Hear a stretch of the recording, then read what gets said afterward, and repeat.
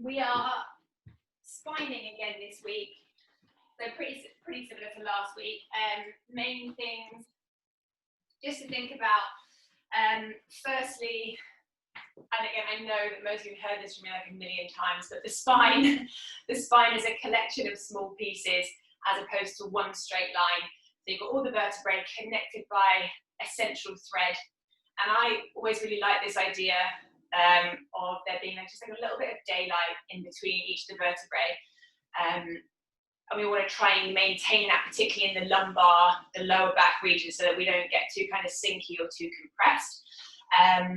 Yeah, and looking at trying to create a little bit more movement, a little bit more freedom in the spine. The other thing as well, which we'll touch on and we'll bring a bit more focus to, will be this idea of the pelvis as being the container for the spine.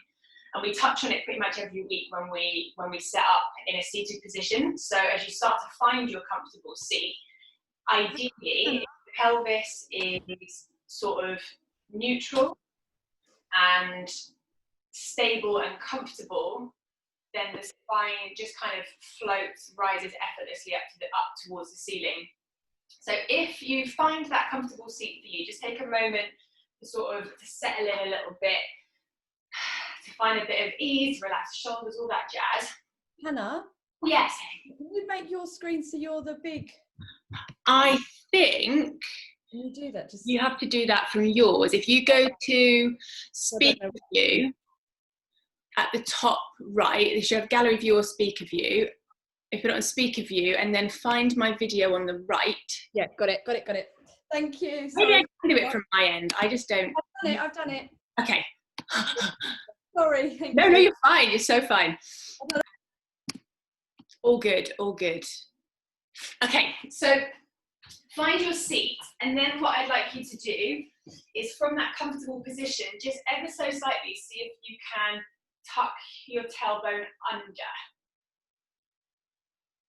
And it might only be a small movement, but just notice maybe the abdomen will start to switch on. You might get a little bit of sensation around the low back if that's a little bit stiff.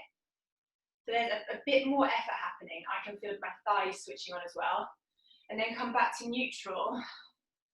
And I sort of get this sense of this kind of release, sigh, this like full body sigh, which I think I might have spoken about before. So then take your pelvis the other way. And I don't feel so much of the effort.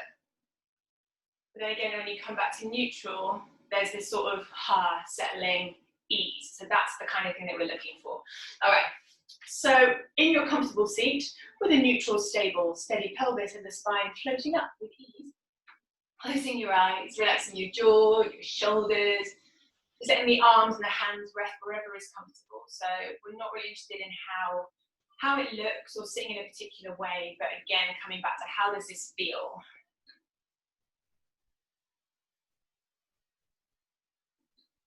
And is there anywhere else that you know that you hold tension?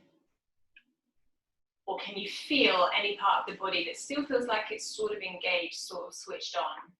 Thighs maybe, hands, belly.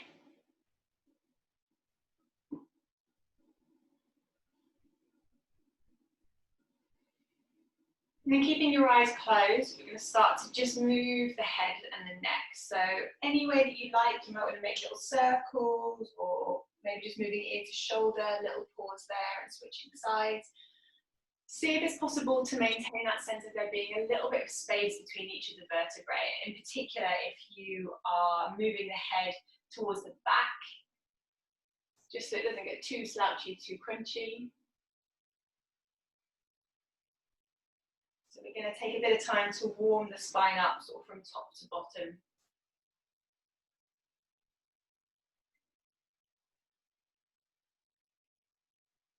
The head is heavy, so as you're moving, just noticing if there are any kind of other sensations, maybe further down in the spine or anywhere else in the body.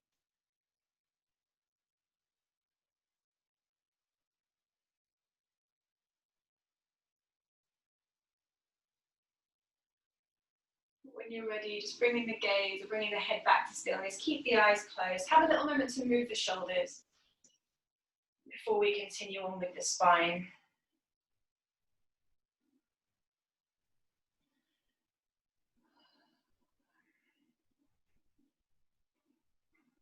And starting to build or cement, if you like, this trust in a relationship that you have with your body.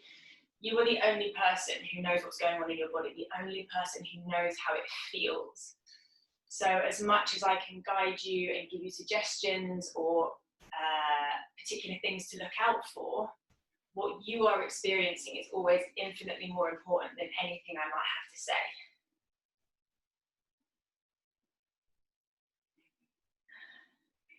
Bringing the shoulders gradually back to stillness and coming to the ribs. So we'll start with that snaking action, moving the ribs from one side to the other. And if it helps, you can imagine that you've got a thread passing through the middle of the rib cage, and maybe you're kind of pulling one end and pulling the other, or the alternative would be to maybe bring even the tips of your fingers to the ribs and push. And push. It's this idea of leading from the side of the ribs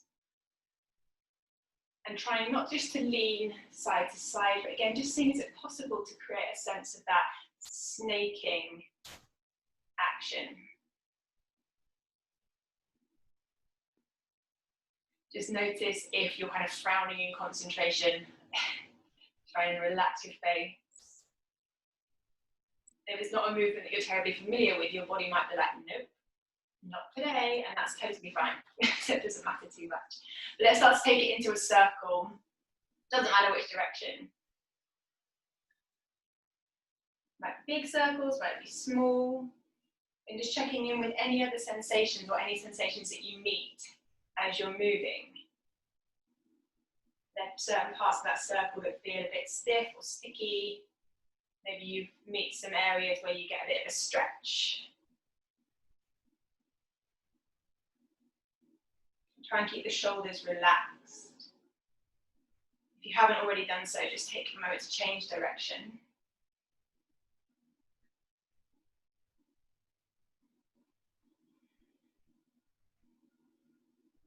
Just notice what's happening with your breathing as well. You might find that it sort of gets a bit held. So try and just make sure you're encouraging your breath to keep moving. Nice. And then again, bringing the ribs, the chest back to center. And then imagine that you've got almost like a belt or something like that one just below the ribs or just above the belly button, and we're going to move from above there. So stabilizing the lower portion of the spine and then taking a little side bend. So we want to work with these kind of flexions and these bends, if you like, of the spine. So rolling to one side and then rounding the upper body forwards. Again, that flexion to the other side. And a bit of a sort of a high release, so chest lifting towards the ceiling, maybe shoulders are sort of back a little bit as you move to the back half of the circle. It might end up looking or feeling a little bit different. But again, we're trying to kind of bend and flex the spine where we can, and changing direction. So again, the pelvis is stable, the pelvis is quite still, the lower body, the lumbar spine, so that portion of the spine from the tip of the tailbone, if you like, up to the bottom of the rib cage is fairly stable as well, and we're moving above that.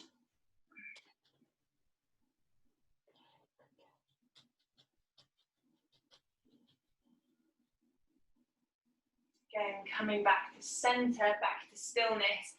And then having a little play with moving the whole of the spine.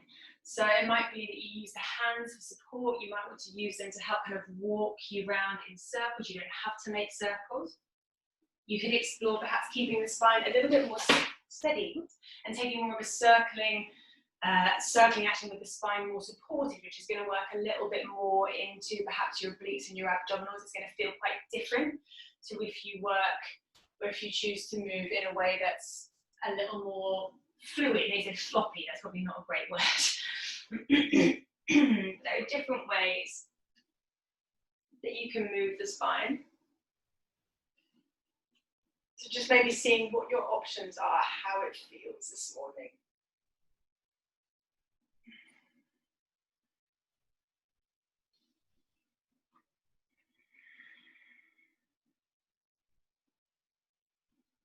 when you're ready, again, coming back to stillness. See if you can find again that seat where the body just kind of relaxes. That effort just is released. You don't have to hold yourself. And then from there, just starting to make your way down to lie on your back. You know, lie down, knees bent, feet planted.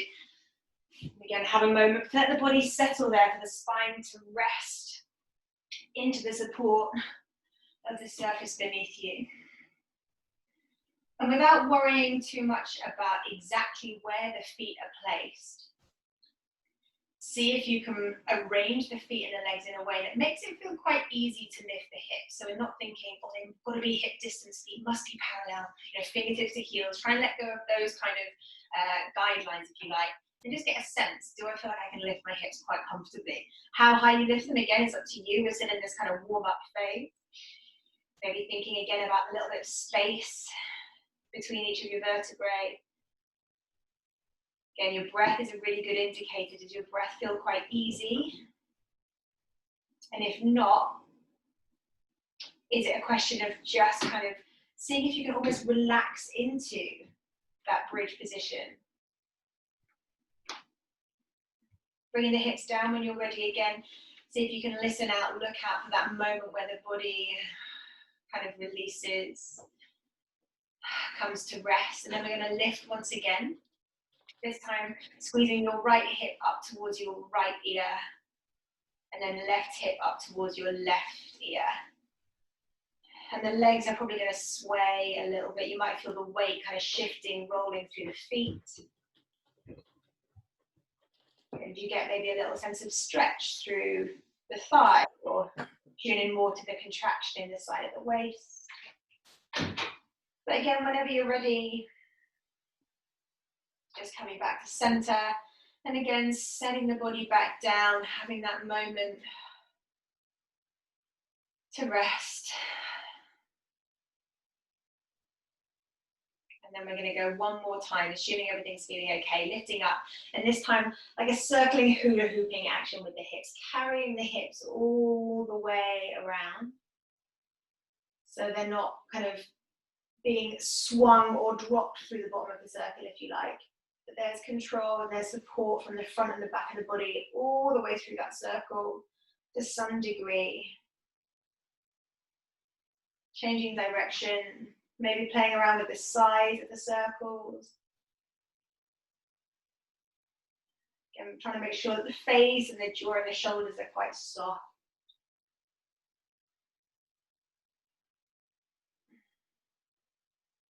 But setting the hips down. Once again, when you're ready, again, looking, listening for that release in the body. Before you then start to make your way up to a seat. So you could just roll onto one side and press yourself up, or maybe rock up and down the spine a few times, so catching hold of the backs of the thighs, creating that C curve. But if that's not comfortable, just roll to one side. But finding your seat, again, whatever that is for you, closing your eyes and starting to pay a bit more attention to your breath.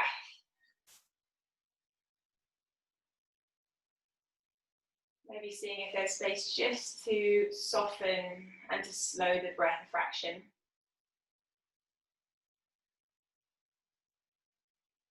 And then working again with this idea, as we did last week, of the in-breath being drawn from the base of the spine, the tip of the tailbone, softly up towards the crown of the head, and the out-breath softening, melting that breath back down.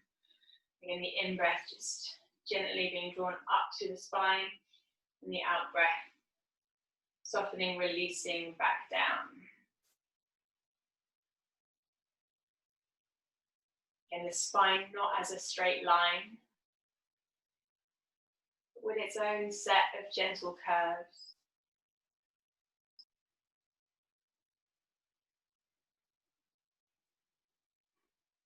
Not pulling that breath up,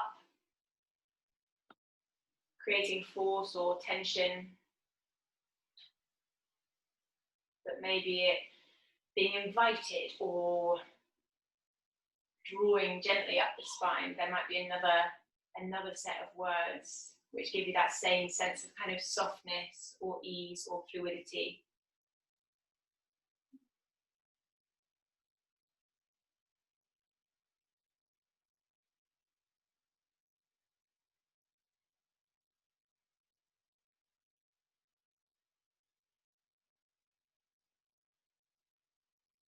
The inhale has a slight upwards action and the exhale a downwards.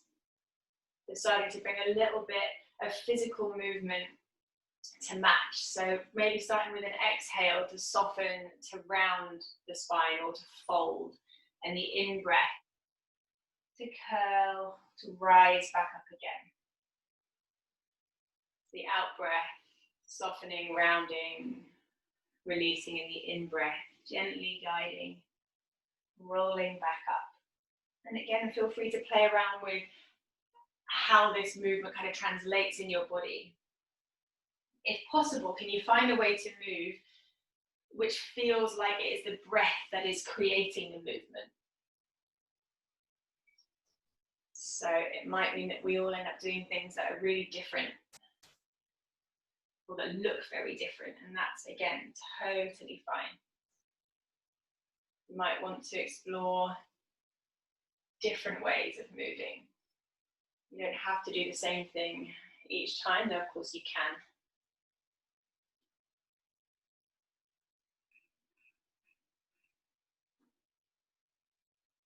And hopefully, if your seat is kind of comfortable and stable, it feels maybe a little bit easier to move the spine in this way.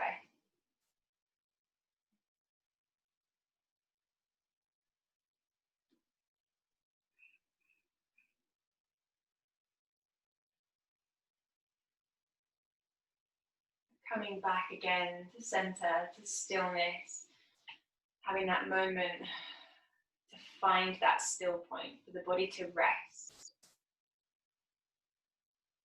And then just going to interlace your hands, just prep the wrists a little bit. So a few little kind of rolls, figure of eights with the wrists before we come to all fours.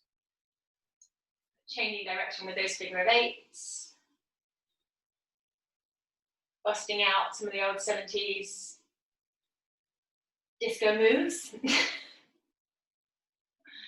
And again, so you can change the direction of your wave.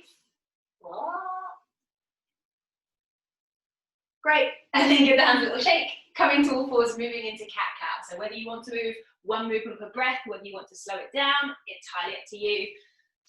So I always like to inhale to lift the sit bones, send the chest forwards, and exhale to tuck the tailbone to the floor. I know a lot of people, a lot of practitioners, teachers, breathe the opposite way, so feel free to explore that. Again, checking in with the spine, with the shoulders, perhaps the hips.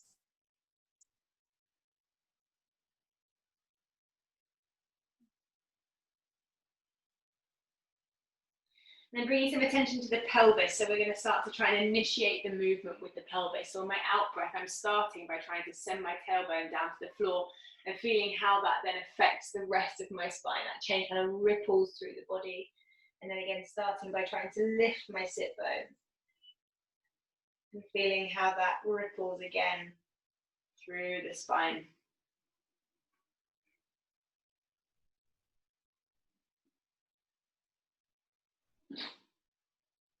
And keeping an eye out for the feedback that your body's giving you. So if there's any stiffness, soreness anywhere, how do you want to approach that?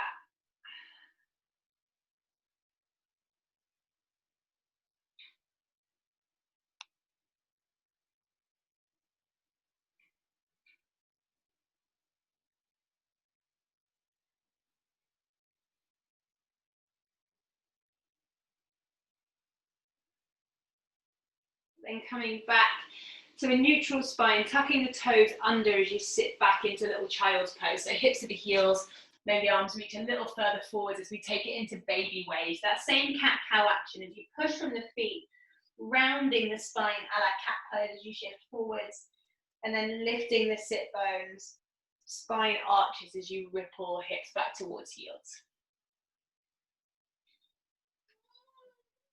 So rounding to come forwards, belly button to spine. Little bend of the elbows, chest open, maybe face forwards as you ripple back to that child's pose. Again, we're trying to kind of articulate the spine. So if you make that your focus, it doesn't really matter how it's happening.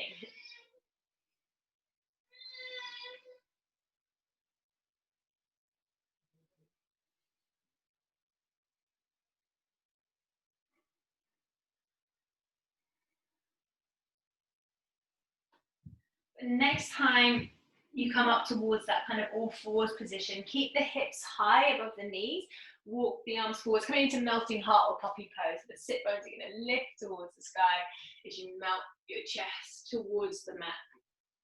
So forehead could come to the floor, chin could come to the floor. And we're thinking of melting the chest as opposed to kind of pushing or forcing anything. If it feels scrunchy around the shoulders, maybe take the arms a little bit wider. But then press down through the hands. So you're starting to activate the arms as you shift forward, rolling onto your belly. A few little cobra lifts. So the hands maybe a bit wider than the shoulders again. But the in-breath to lift the chest, keeping the neck long and free, and the out-breath to release the chest back down again. You can play around with where you have the hands. Make sure the legs are switched on. So whether you're thinking of pressing the feet lightly into the mat, whether you're thinking of kind of, excuse me, pointing the toes, making the legs longer, there should be a little bit of engagement, maybe through the thighs, the glutes.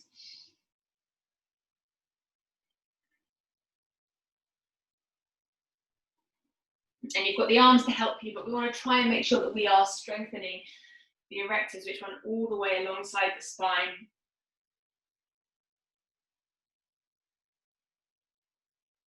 But when you feel ready, making your way back into a downward facing dog.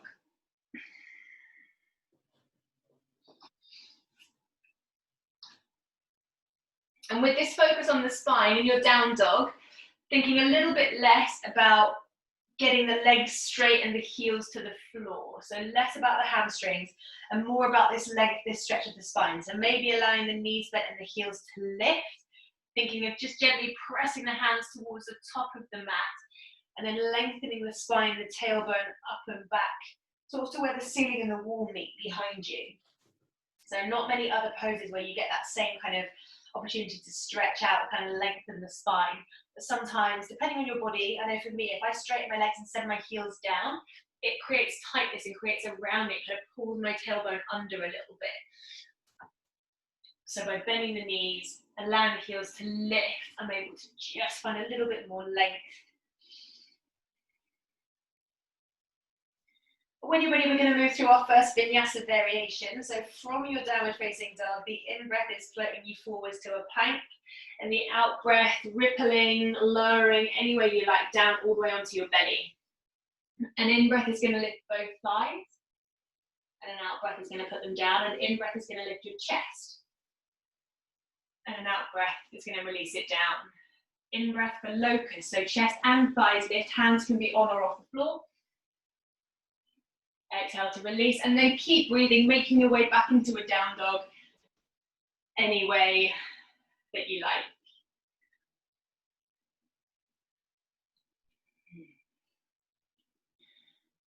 Once you've settled into your down dog, you're going to lift your right leg. Give yourself a few breaths there in that three-legged dog.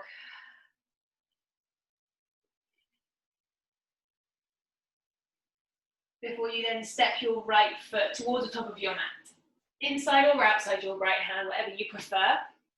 You're going to drop the back knee, sweep the arms up, hand sign prayer, and then you're bending the elbows and the thumbs come towards the back of the shoulders.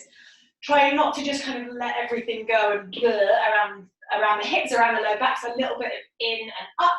Lightly lifting the chin away from the chest. Keep breathing.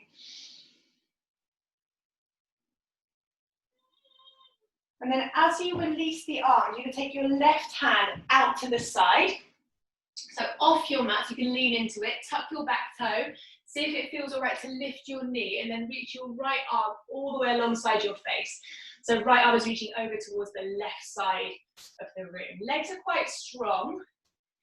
Maybe kick away through the back heel, maybe think of hugging the inner thighs together so that the pelvis, instead of sinking down towards that, is actually being kind of lifted up a little bit. Does that change the sensations that you're meeting maybe through that right side of the waist or even the right side of the thigh, of the hip?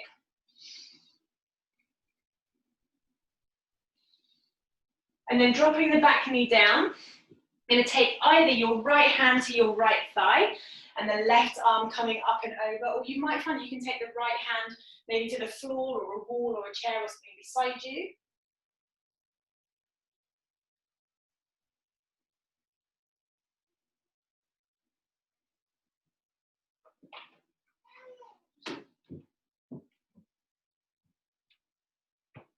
And you're going to release into a half split or a hamstring stretch. So it could be, again, that hands are towards the top of the mat as you draw the hips back. If that's a bit much, maybe hands towards the thigh, out to the sides, again, holding on to something. And it might be that you take a forward fold, maybe some little ripples, rolls through the spine. Again, a bit of time for you. Again, if it feels very tight through the low back, I'd recommend that you probably bend, bend your right knee, slightly ground that heel. So when that leg is straight, it's going to put a little bit more tension. If there's not a huge amount of space there, it's going to put a bit more tension through the back of the leg, up over the back of the pelvis and into the low back. So just by bending that knee, you're sort of taking out or giving it a bit of slack. But coming back onto the sole of the right foot, planting your hands, stepping back into a downward facing dog. And we're going to move through that vinyasa variation. So have a little moment to get into your down dog, check in with your breath before using an in breath to come forwards and an out breath to lower down. Again, inhaling to lift the thighs, exhaling to release, inhaling to lift the chest, exhaling to release, inhaling to lift the whole body. Exhaling to release and then back into your down dog.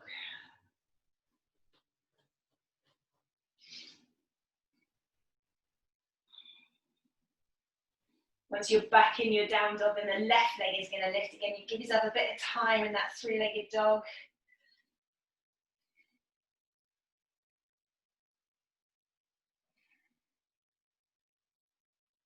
Before you step the left foot forwards. From there, dropping the back knee, sweep the arms high, hands to prayer, bending at the elbows again, thumbs to the back of the shoulders. Checking out what you want to do with the hips. Do they want to come in more or less? Little lift of chin away from chest. Can the breath still move through the body? So not too tense, not too tight.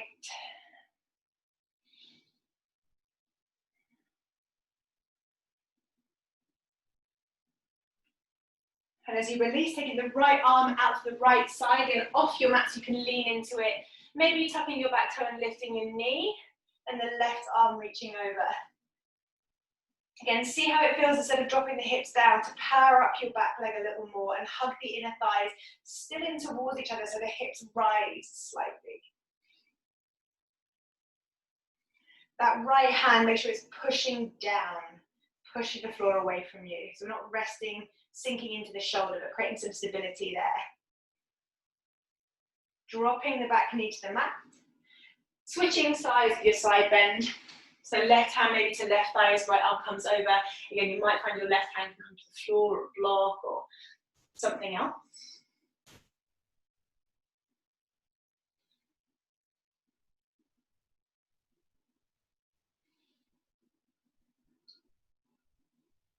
And from here, moving into your half split or your hamstring stretch.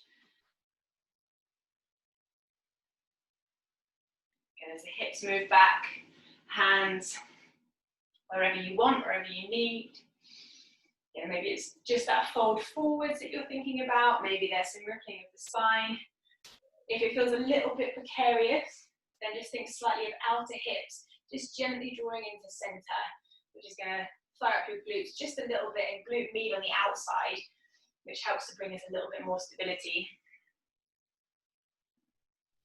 But then again from there, bending the left knee, planting the hands, back into your down dog for your vinyasa variation.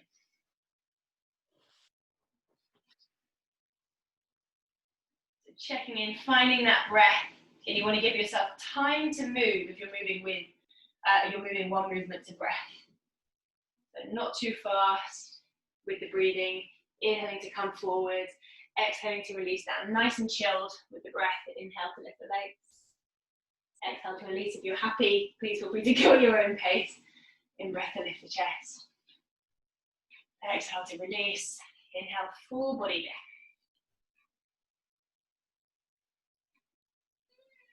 And exhale to release back into your down dog.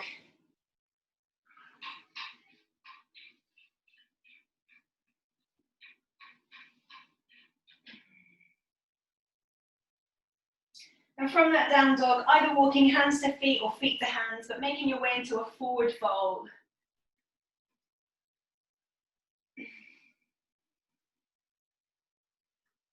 If it feels good, you could spend a bit of extra time here. If you're not really in the market for lots of forward folding, then you might make your way up to standing a little bit quicker.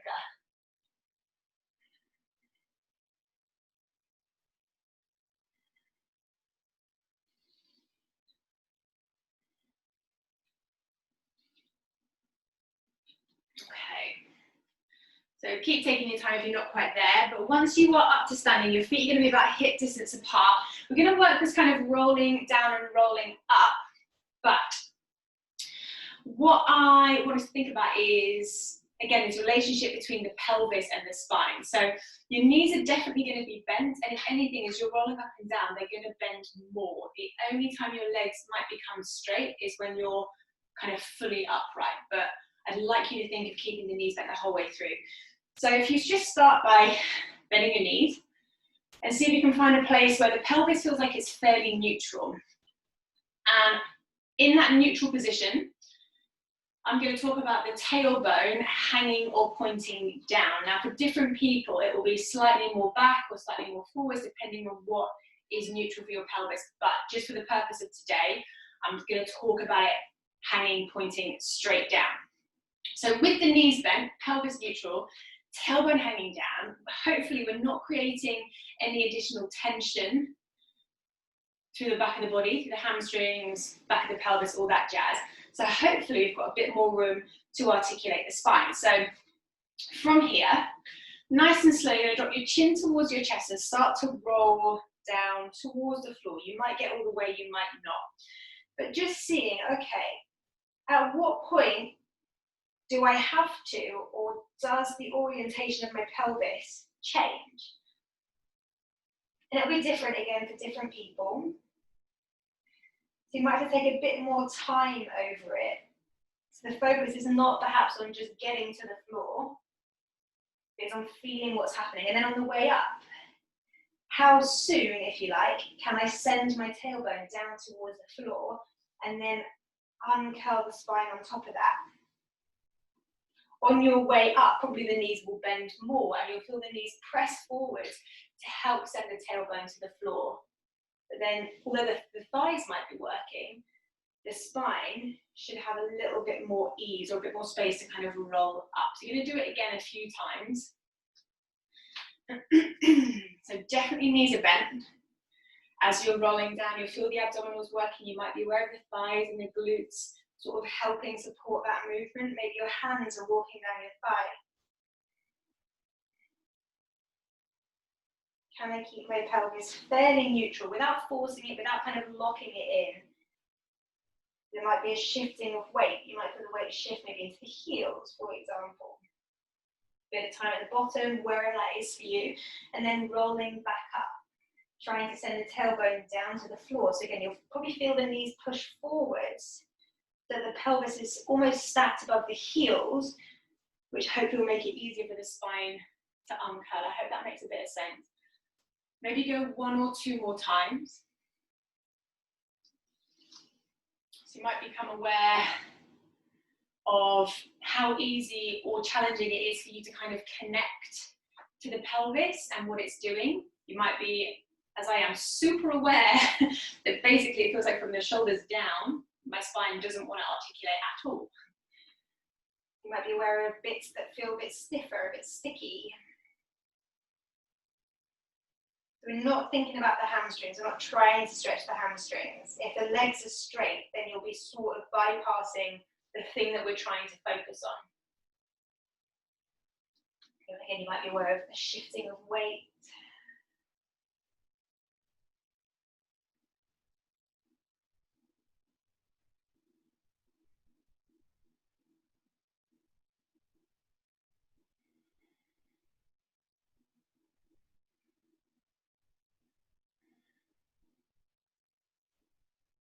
Once you're back up to standing, take your time to finish the round that you're on. Just stay standing. Maybe give the hips or the legs a bit of a shake if they need it. And come towards the top of your mat if you're not there already. So, you're going to come to stand on your right leg. So you're picking up your left foot. And you're going to step back into a high lunge. You're going to land on the ball of the back foot. So the heel is going to stay lifted. You're going to land with control. The arms will float up towards the ceiling. Nice. Let's just take that transition one more time. So come back into your balance, top of the mat. And then again, with control, so using the bend in both knees, you're using control of the ankle, the knee, the hip, the whole shebang. Step back into that lunge, landing on the ball of the foot, the heel is high the whole time. From that high lunge, the arms are going to reach forwards and they're going to find the floor on the inside of your right foot. And then taking as much or as little time as you want to, you're going to pivot 180 degrees towards the back of your mat. How and when you change the orientation of your feet is up to you. You can spend a bit of extra time in that wide forward fold if you want to. You'll eventually find Warrior 2 to the back of your mat. So your left toes will be pointing towards the back of your mat and your right toes will stay 90 degrees towards the long edge. Once you've found that, you'll then rise up, and what the body is doing on top of your Warrior 2 legs is entirely up to you. You can take a side angle, a reverse warrior, you can just hold that Warrior 2. Then give yourself a little bit of time before you then pivot 90 degrees to your right to come into horse stance. So you're finding a deep bend of both knees, toes turned out, heels in. You might want to adjust where your feet are. Now here we're going to take that snaking again of the spine. So if it was helpful to think of a thread that you're kind of pulling, or if it's useful to bring your hands and push and push. The legs are working, the pelvis is staying still, and we're just seeing if we can move the spine above.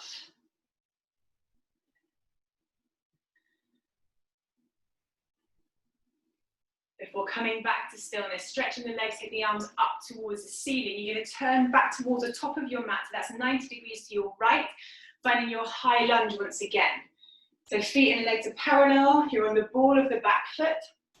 Interlacing the hands behind you, roll the shoulders back, taking it into a Warrior 3. So finding that balance on the right leg. Thinking about, I'm really out of breath, thinking about what's happening in the spine. You could be working specifically more of a back bend. You could be engaging the abdominals a little bit more, drawing the low ribs in, flattening, lengthening the low back. Again, that first question to ask is, can I feel? Do I sort of know what my body is doing? And then from there, do I want to do anything differently? But you're going to release the arms, step the left foot to the top of the mat, take the arms all the way up towards the ceiling, and from there down towards the floor, making your way back into a downward facing dog for the vinyasa variation.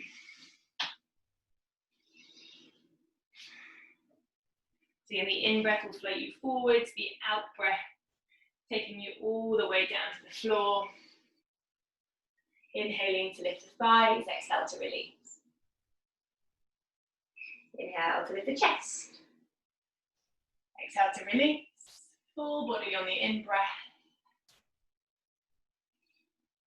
Exhale to release. Come back into your down dog. From your down dog, you've got to make your way back to the top of your mat to standing. Maybe it's a little hop forwards and a roll up. Maybe it's a bit slower.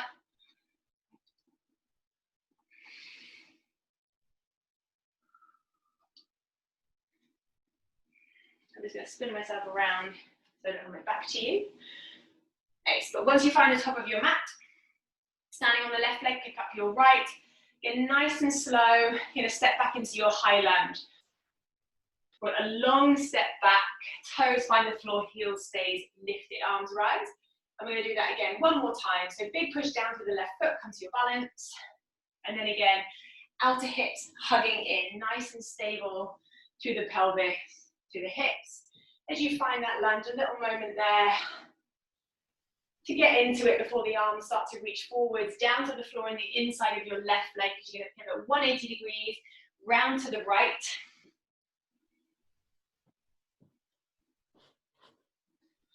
Pivoting the feet as you go until eventually you find your warrior two on the right leg. So right toe to the back of your mat, left toes to the long edge. And again, whatever you want to do on the top is up to you.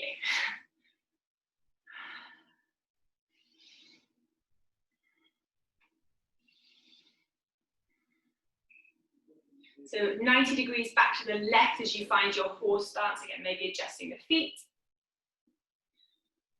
Now this time, instead of moving the chest, we're going to try and move the hips. So again, this might affect where your feet are placed. So maybe you start just by squeezing right hip to right shoulder, or right ear, left hip to left shoulder, left ear. Maybe you want to take it into some circles.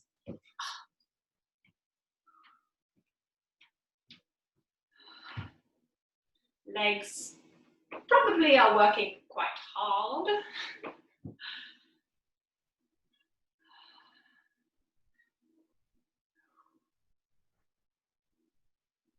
Nice, and again, settling back into center. Straighten the legs, finally, arms up. You're going to turn 90 degrees to the left, come back into your high lunge. So back right heel is lifted, 10 toes pointing towards the top of your mat, interlace your hands behind you, shoulders back into your warrior three. And that first question, can I feel how my body is organized? Can I feel what it's doing? And then, do I want to change anything?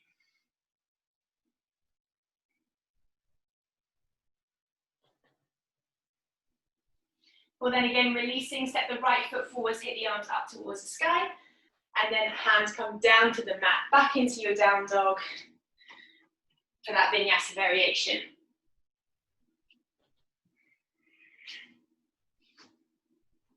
The inhale to come forward, exhale to lower.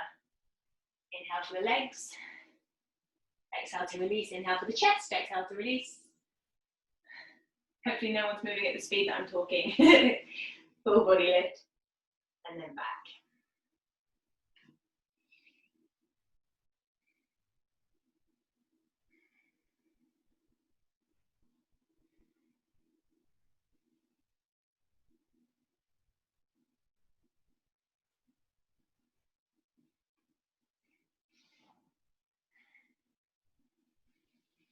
And again, once you're back in your down dog, you're going to make your way to standing.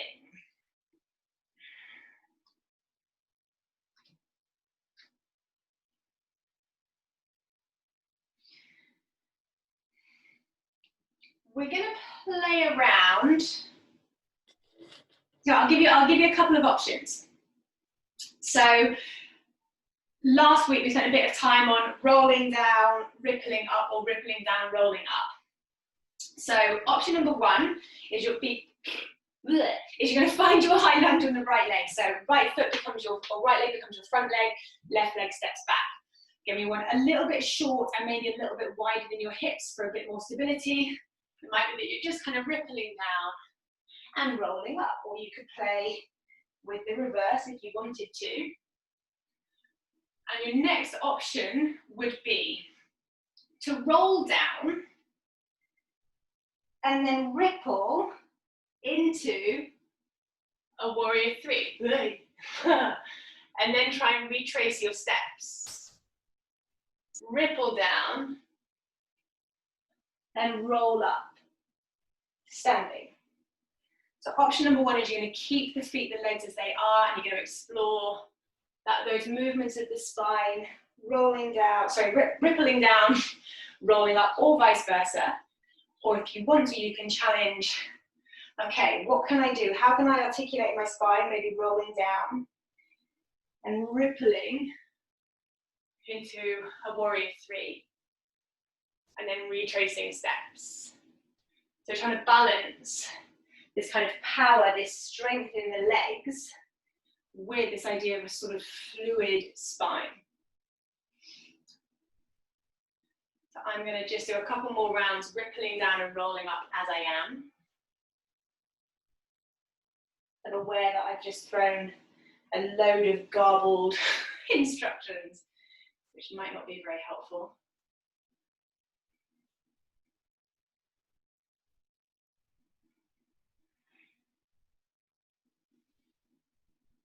But when you're done, just stepping forwards, getting ready to switch sides. Did that kind of make some kind of sense? Nay, nay? Yeah, kind of. Okay, cool. Second side. So again, feet are parallel. Left foot is in front. You're on the ball of the back foot. And what we did last week was we rippled down and then tailbone to the floor, belly in as you roll up. So again, we're really using particularly this back leg. Back leg is really important. So we don't want that heel to drop towards the floor, else we're going to lose the power in the quad and in the glute. Or your alternative is to roll down and sort of ripple into your warrior three, and then try and retrace your steps.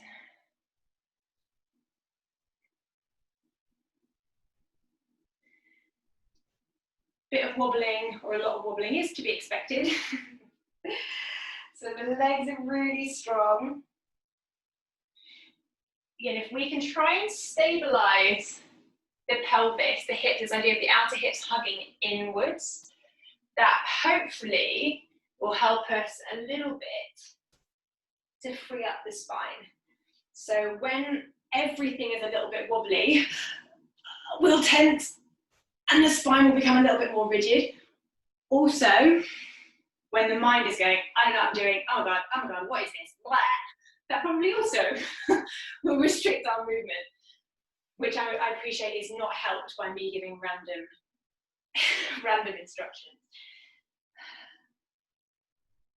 But you know, all part of the fun.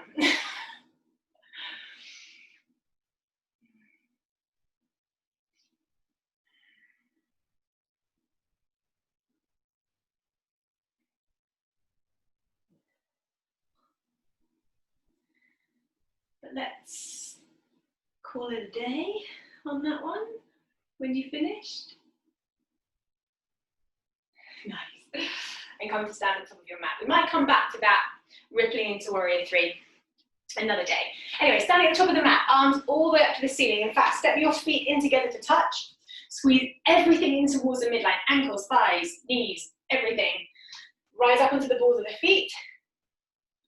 Try and keep the low ribs gluing down slightly. As slow as you can, you're going to bend your knees. The knees are going to push forwards. The more you bend your knees, the more you lower your hips to your heels, the more I want you to think of lifting your heels.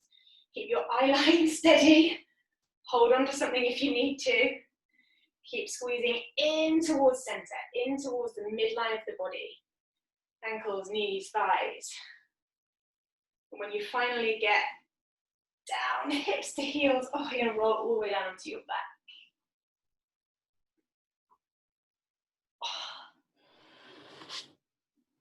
From there, take your feet a little bit wider than mat's width. Drop both knees to the right and take a little pause. So you might want to just kind of shuffle the feet a little bit, maybe take them further over to the left, or maybe a bit more back over to the right if you want a little bit less. And we're looking to create a little bit of a stretch through the left hip, the left thigh. If the knees are feeling this at all, option one, make sure that you're flexing your feet. So pulling the toes back up towards your shin, back up towards your knee, or just skip it for now.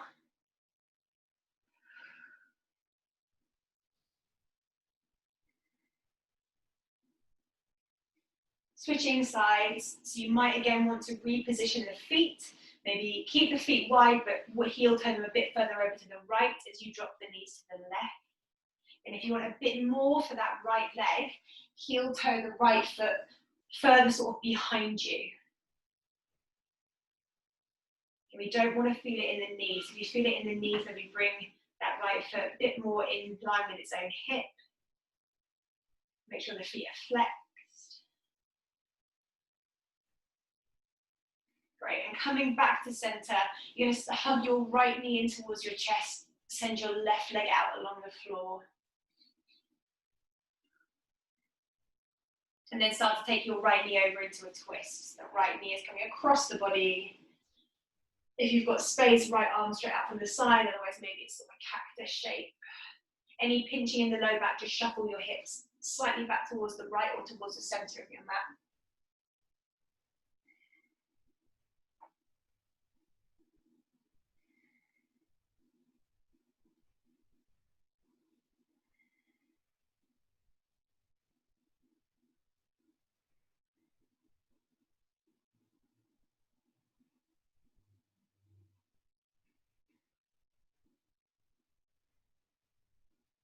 As you come back to center, bend both knees, plant the feet, little lift of the hips.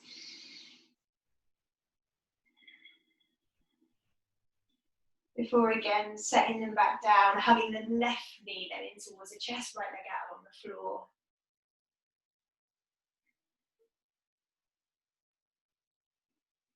And then over into your twist.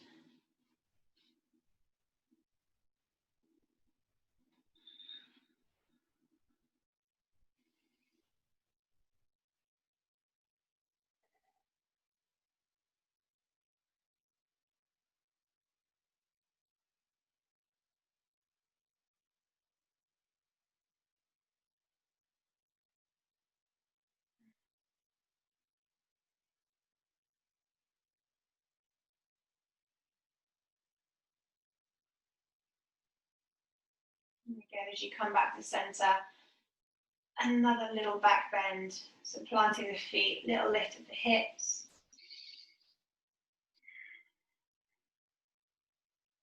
And then before we get into Shavasana, maybe just hugging the knees in towards the chest, so you get that length of the low back. If you want to take a happy baby or a shoulder stand, a plow, anything like that to really get into a deeper forward fold, go for it.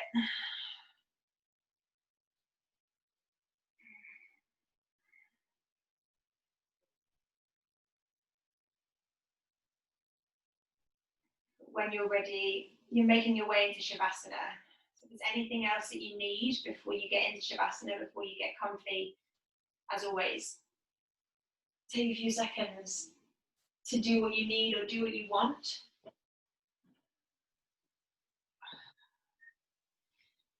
For finding that place of rest, whatever it looks like for you today.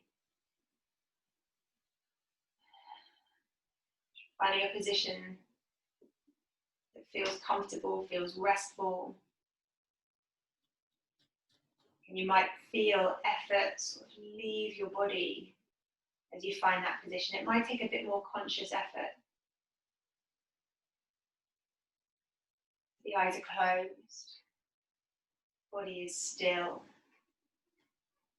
And the breath is comfortable, natural.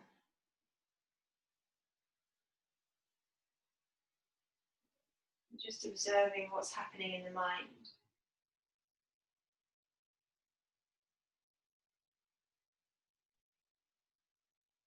Observing thoughts as they rise, as they pass, without getting too involved in them.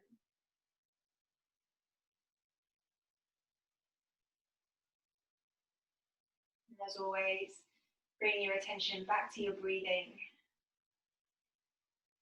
as often as is necessary.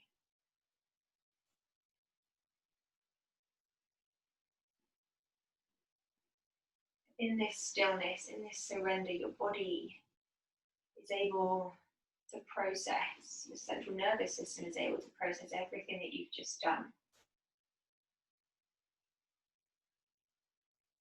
anything that was new, that was useful, that was interesting.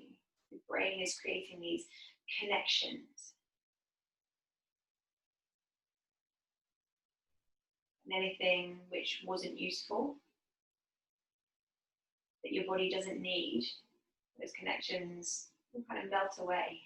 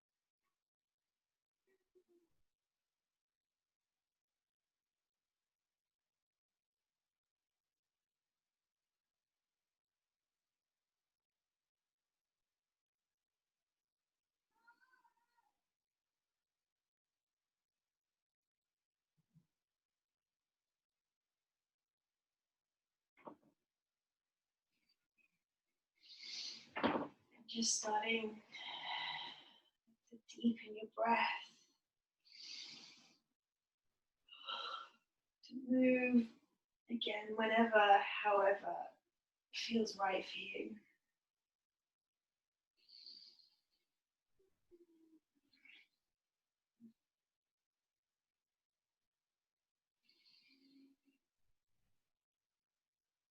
You'll gradually start to make your way up to a comfortable seat, but there is absolutely no rush.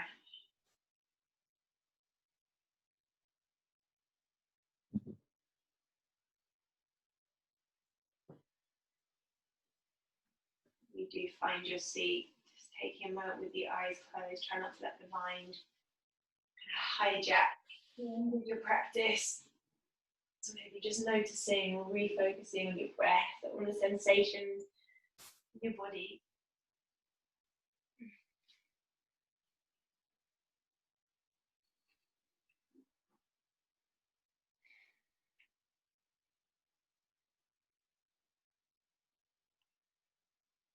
Maybe noticing how the body's feeling, how the spine itself is feeling, if it's giving you any feedback.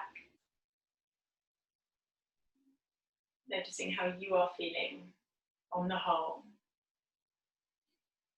as your practice draws to a close.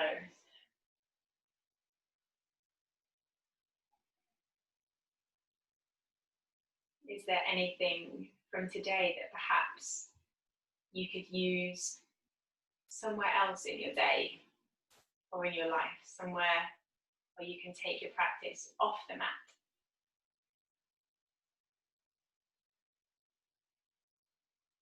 But as always, thank you very much for dragging yourselves out of bed on a Saturday morning. I do appreciate it very much. I hope you have a great weekend, and hopefully I'll see you next week for something different.